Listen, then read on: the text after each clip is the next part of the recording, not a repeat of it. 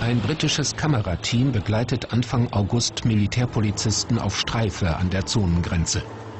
City in Crisis soll ihr Beitrag heißen, eine Stadt in der Krise. Für die Serie Look at Life drehen sie wie immer in Farbe.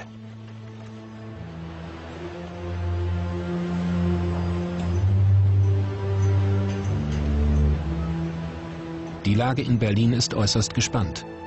Schon früher war die Sektorengrenze gesperrt worden, doch immer nur für einige Tage. Niemand weiß, wie lange das Schlupfloch West-Berlin noch offen bleibt. Die meisten Flüchtlinge fahren mit der S-Bahn direkt zum Notaufnahmelager in Marienfelde. Dort werden sie registriert, später nach Westdeutschland ausgeflogen. In diesem Jahr sind es schon 200.000. Inzwischen kommen bis zu 13.000 am Tag.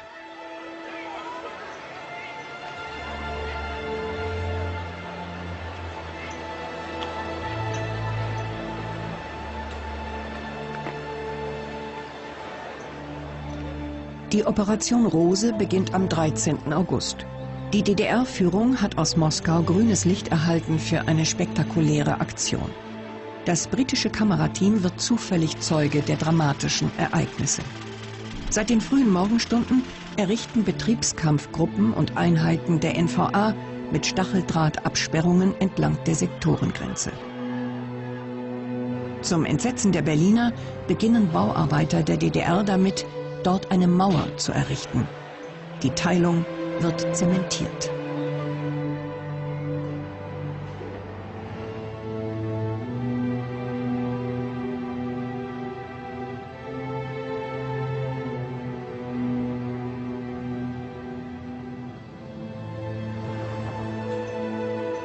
Zwei Wochen später dreht ein enger Mitarbeiter von Ludwig Erhard diese Aufnahmen am Brandenburger Tor.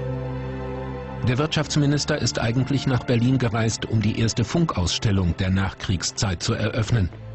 Jetzt besichtigt er mit Willy Brandt die Sperranlagen. Noch am Tag des Mauerbaus hatte der regierende Bürgermeister die Alliierten angefleht, etwas zu unternehmen. Doch vor allem die Amerikaner sind zögerlich. Die Mauer sei zwar keine schöne Lösung, lässt Kennedy ausrichten, aber immer noch besser als Krieg.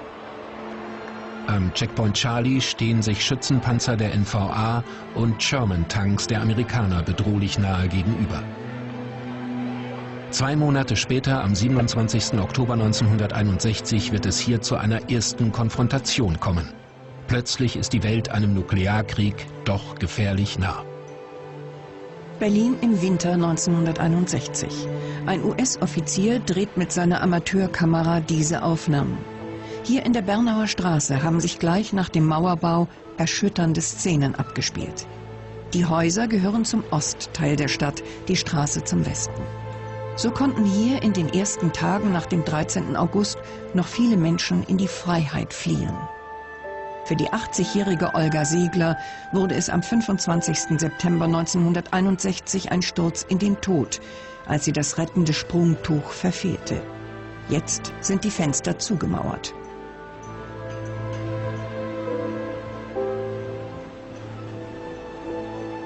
...165 Kilometer Betonmauer, bewehrt mit Wachtürmen und Panzersperren, trennen inzwischen die Berliner und alle Deutschen.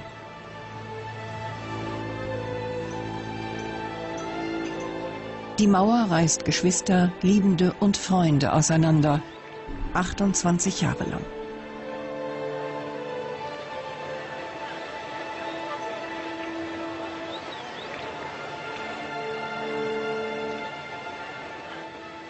Berlin Ende August 1962.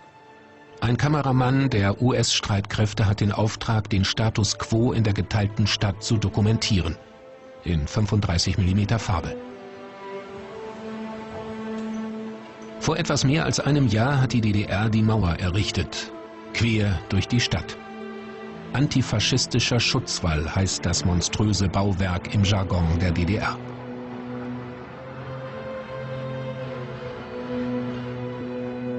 Die Westalliierten haben nichts gegen die brutale Aktion unternommen.